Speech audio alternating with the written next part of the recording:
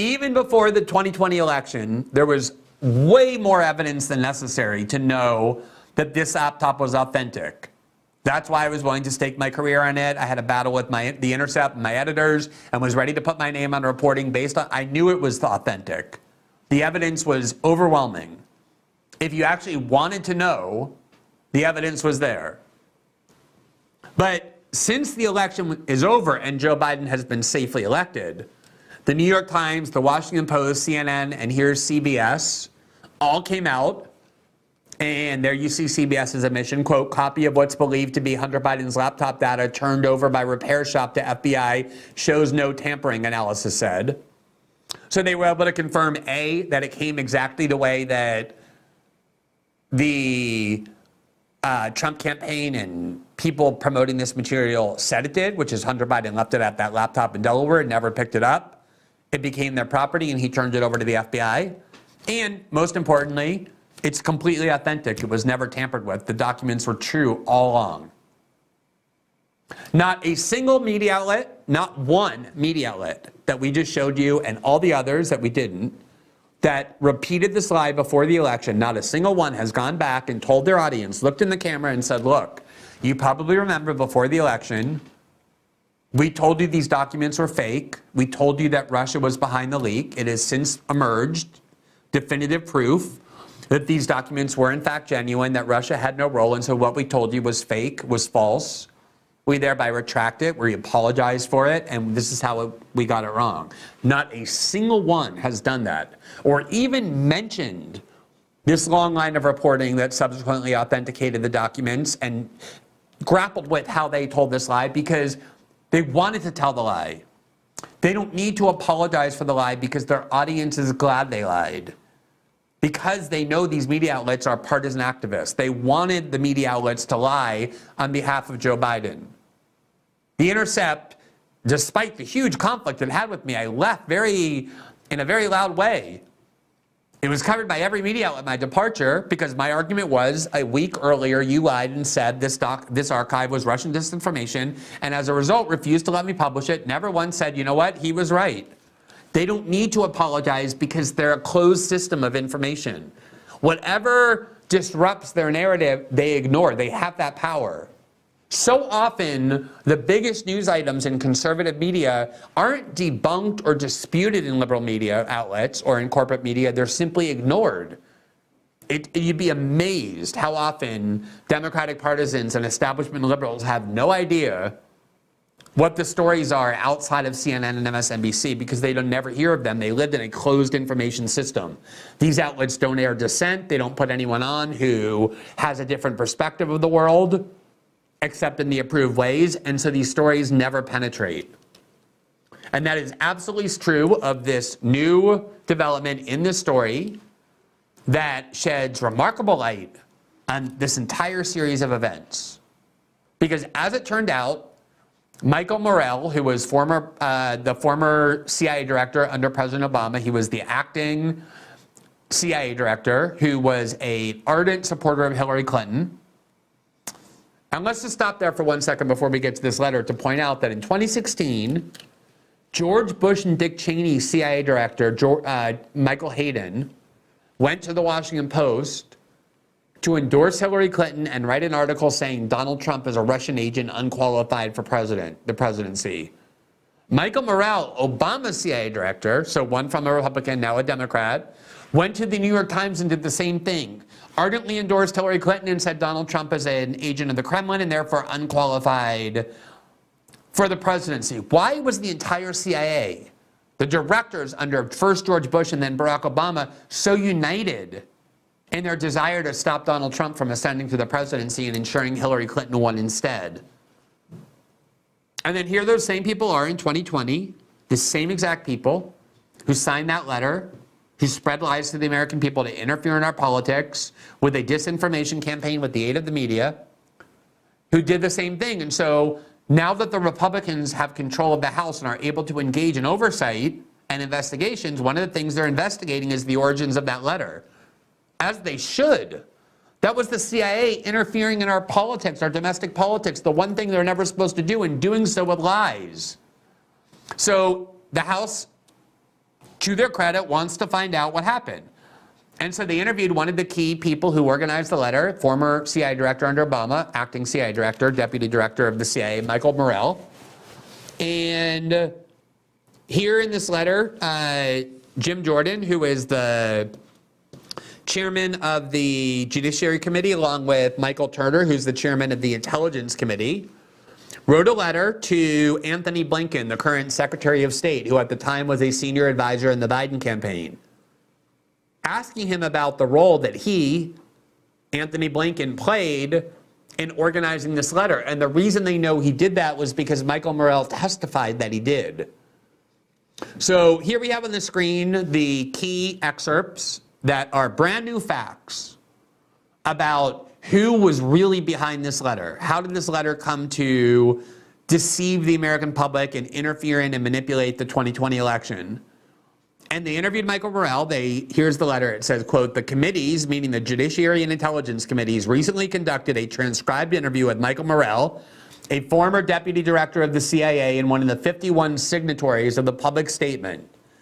In his transcribed interview, Morrell testified that on or around October 17, 2020, you, meaning Secretary Blinken, reached out to him to discuss the Hunter Biden laptop story.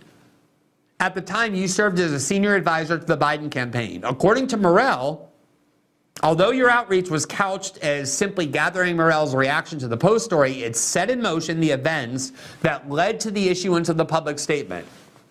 Morrell testified under oath, quote, this is the question, but prior to Secretary Blinken's call, you did not have any intent to write this statement. Morrell, answer, I did not. Question, okay, so his call triggered Morrell. It did, yes. Question, that interest in you, triggered that interest in you? Morrell, yes, absolutely. That same day, October 17th, you also emailed Morrell, Blinken did, an article published in USA Today alleging that the FBI was examining whether the Hunter Biden laptop was part of a, quote, disinformation campaign. The very bottom of the email you sent to Morrell included the signature block of Andrew Bates, then director of rapid response for the Biden campaign. Morrell testified that his communication with you was one of the few communications he had with the Biden campaign, explaining that he had also received a call from Steve Ricchetti, chairman of the Biden campaign, following the October 22nd debate to thank him for writing the statement. He testified, quote, after the debate, I think it was after the debate, in fact, I'm pretty sure it was after the debate, I got a call from Jeremy Bash, who I work with at Beacon and who is active politically, and Jeremy said, do you have a minute to talk to Steve Ricchetti, the Biden campaign chief? I said, yes, of course. He was the head of the Biden campaign at the time. Jeremy got him on the line, and Steve Ricchetti thanked me for putting the statement out. And that was the extent of the conversation. Morrell also explained that the Biden campaign helped to strategize about the public release of that statement. Morrell testified, quote, question, what was the intent of the statement? Answer, there were two intents. One intent was to share our concern with the American people that the Russians were playing on this issue.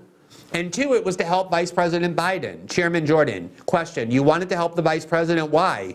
Answer, because I wanted him to win the election. Chairman Jordan, you wanted him to win, that's why? Answer, yes, sir.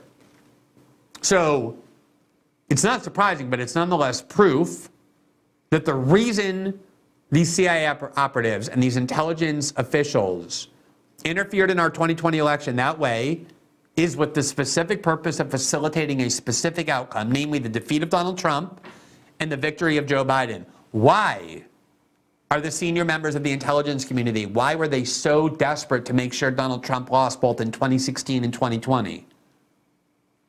But the more important point here is that the genesis, the catalyst for this letter, were calls from the Biden campaign, from Anthony Blinken in particular, and then from the chairman of the Biden campaign, who called the CIA director, kind of say, what do you think of this Hunter Biden laptop story? What's your view of it? Kind of encouraging him and pushing him to go and gather a group of intelligence officials and issue this letter containing false statements. Morrell said it had never occurred to me to do that until Anthony Blinken called him. Now, one of the things when I first started writing about politics that was one of the worst things the media had done as part of the war on terror, and this is what happened all the time, is Dick Cheney was a master at this tactic. Dick Cheney would get somebody inside the Pentagon, like Paul Wolfowitz or other neocons or people close to the Cheney campaign, to leak lies to the New York Times that they wanted the New York Times to publish because it would help the Bush-Cheney administration sell the Iraq war to liberals, to the American people. So they would get leaks from Cheney.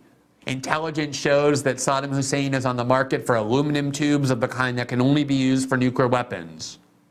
So the New York Times would publish on the front page, Saddam Hussein in the market for aluminum tubes that are only used for nukes, officials say.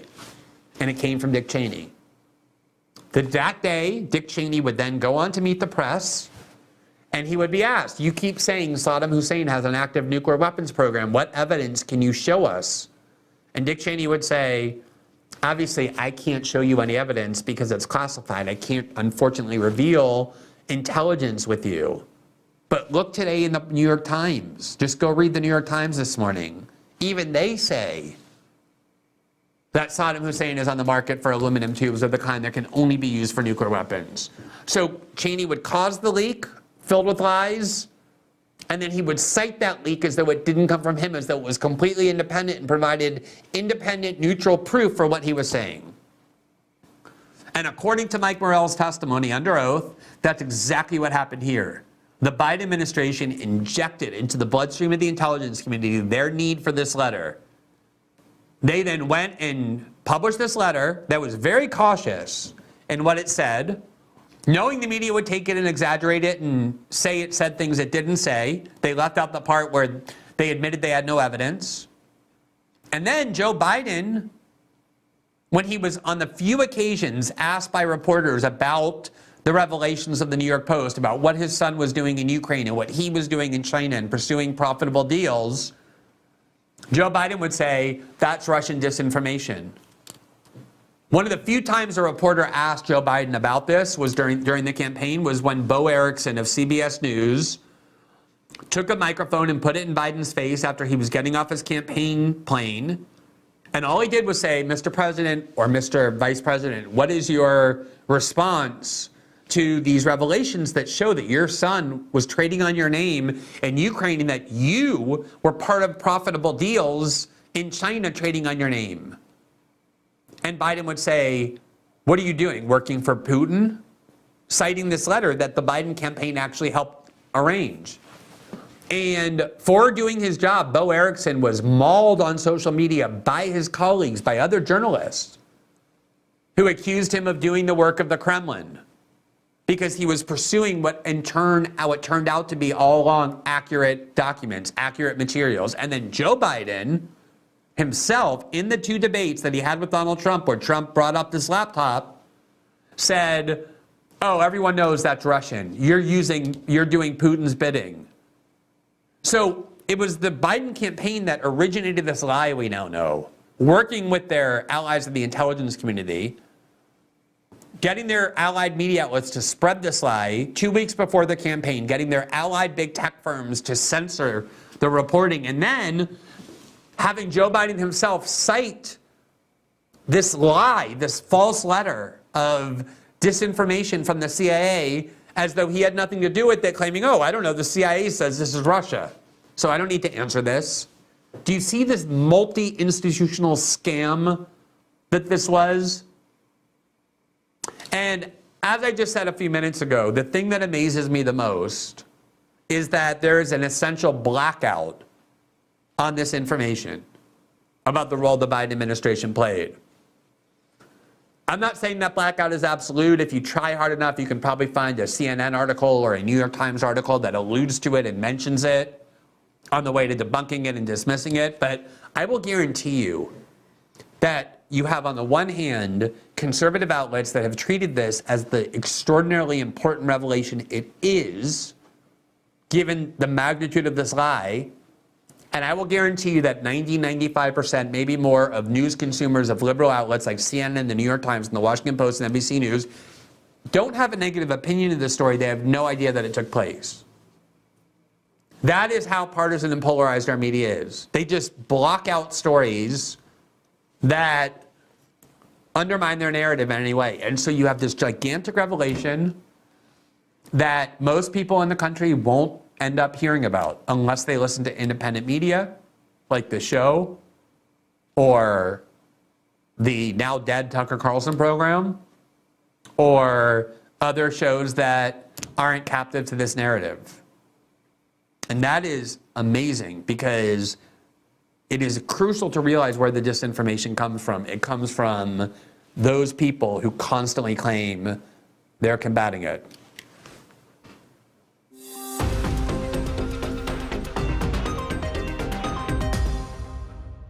Thanks for watching this clip from System Update. Catch our full shows for free, live weekdays at 7 p.m. Eastern on Rumble, and join our locals community at greenwald.locals.com for all of my written journalism, exclusive after-show Q&As, and more.